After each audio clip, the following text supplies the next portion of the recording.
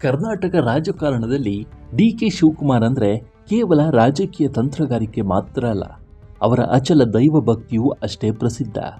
ರಾಜಕೀಯ ಬಿಕ್ಕಟ್ಟು ಎದುರಾದಾಗ ಅಥವಾ ಮಹತ್ವಾಕಾಂಕ್ಷೆಯ ಗುರಿ ಮುಟ್ಟಬೇಕಾದ ಡಿ.ಕೆ.ಶಿ ಮೊರೆ ಹೋಗುವುದು ದೇವಸ್ಥಾನಗಳಿಗೆ.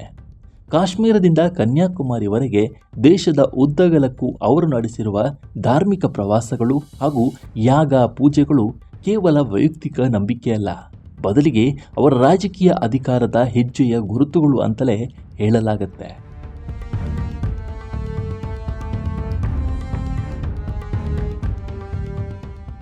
ಈ ನಿಟ್ಟಿನಲ್ಲಿ ಡಿ.ಕೆ.ಶಿಯ ಕೈ ಹಿಡಿದ ಶಕ್ತಿ ಪೀಠಗಳ ವಿವರ ಎಲ್ಲಿದೆ ನೋಡಿ. ಅಧಿಕಾರದ ಸಮೀಕರಣಗಳು ಬದಲಾಗುತ್ತಿರುವಾಗ ಅಥವಾ ದೆಹಲಿ ಮಟ್ಟದಲ್ಲಿ ಹೈಕಮಾಂಡ್ ಭೇಟಿಯ ಬಳಿಕ ಡಿ.ಕೆ.ಶಿ ದೇಶದ ಪ್ರಮುಖ ಶಕ್ತಿ ಪೀಠಗಳಿಗೆ ಭೇಟಿ ನೀಡಿದ್ದಾರೆ. ಉತ್ತರದಲ್ಲಿ ಜಮ್ಮು ಕಾಶ್ಮೀರದ ಪ್ರಸಿದ್ಧ ವೈಷ್ಣೋದೇವಿ ಶಕ್ತಿಪೀಠಕ್ಕೆ ಪತ್ನಿ ಸಮೇತರಾಗಿ ಭೇಟಿ ನೀಡಿ ವಿಶೇಷ ಪೂಜೆಯನ್ನು ಸಲ್ಲಿಸಿದರು. ದೆಹಲಿಯಲ್ಲಿ ಎಐಸಿಸಿ ನಾಯಕರೊಂದಿಗೆ ಪ್ರಮುಖ ಮಾತುಕತೆ ಮುಗಿದ ಬೆನ್ನಲ್ಲೇ ಈ ಭೇಟಿ ನಡೆದಿತ್ತು.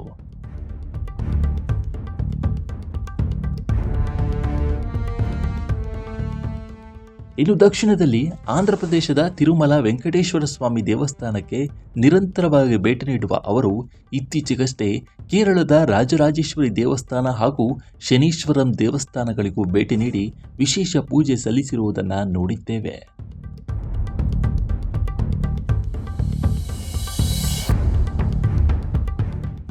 ಇತ್ತ ಅಸ್ಸಾಂನ ಗುವಾಹಟಿಯಲ್ಲಿರುವ ಪ್ರಸಿದ್ಧ ಶಕ್ತಿ ಕೇಂದ್ರ ಎಂದೇ ಹೆಸರಾದ ಕಾಮಾಖ್ಯ ದೇವಸ್ಥಾನಕ್ಕೆ ಭೇಟಿ ನೀಡಿ ಶತ್ರುನಾಶ ಮತ್ತು ವಿಘ್ನ ನಿರ್ವಹಣಾ ಯಾಗಗಳನ್ನು ನೆರವೇರಿಸಿದ್ದು ರಾಷ್ಟ್ರ ಮಟ್ಟದಲ್ಲಿ ಚರ್ಚೆಯಾಗಿತ್ತು. ರಾಜ್ಯ ರಾಜಕಾರಣದ ಪ್ರತಿ ಮಹತ್ವದ ತಿರಿನಲ್ಲೂ ಡಿ.ಕೆ.ಶಿ ತಮ್ಮದೇ ಆದ ಕೆಲವು ದೇವಸ್ಥಾನಗಳಿಗೆ ನಿಯಮಿತವಾಗಿ ಭೇಟಿ ನೀಡಿದ್ದಾರೆ. ರಾಮನಗರ ಜಿಲ್ಲೆಯ ಕಬ್ಬಾಳಮ್ಮ ದೇವಸ್ಥಾನ ಡಿ.ಕೆ.ಶಿಯವರ ಅತ್ಯಂತ ನೆಚ್ಚಿನ ಧಾರ್ಮಿಕ ಕೇಂದ್ರ. ರಾಜಕೀಯ ಉತ್ತುಂಗಕ್ಕೇರುವ ಮುನ್ನ ಹಾಗೂ ಜೈಲಿಗೆ ಹೋಗಿ ಬಂದ ನಂತರವೂ ಅವರು ಮೊದಲು ಭೇಟಿ ನೀಡಿದ್ದು ಇದೇ ದೇವಸ್ಥಾನಕ್ಕೆ. ತವರು ಕ್ಷೇತ್ರ ಕನಕಪುರದ ಸ್ಥಳೀಯ ದೇವತೆಗಳ ಮೇಲೆ ಅವರಿಗೆ ಅಪಾರ ನಂಬಿಕೆ ಇದೆ.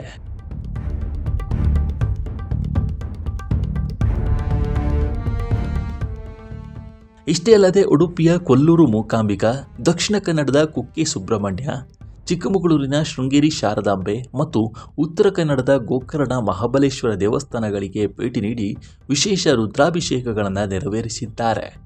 ಆದ್ದರಿಂದಲೇ ಡಿ.ಕೆ.ಶಿ ಪ್ರಯತ್ನಗಳು ವಿಫಲವಾಗಬಹುದು, ಪ್ರಾರ್ಥನೆಗಳಲ್ಲ ಎಂದು ನುಡಿದಿದ್ದು ಅವರ ನಡೆಗೆ ಸಾಕ್ಷಿಯಾಗಿದೆ. ಡಿ.ಕೆ.ಶಿಯವರ ದೇವಸ್ಥಾನದ ಭೇಟಿಗಳ ಹಿಂದೆ ಕೇವಲ ಭಕ್ತಿಯಷ್ಟೇ ಇರುವುದಿಲ್ಲ, ಅದರ ರಾಜಕೀಯ ಭವಿಷ್ಯದ ಟೈಮಿಂಗ್ ಅತ್ಯಂತ ಕುತೂಹಲಕಾರಿಯಾಗಿದೆ.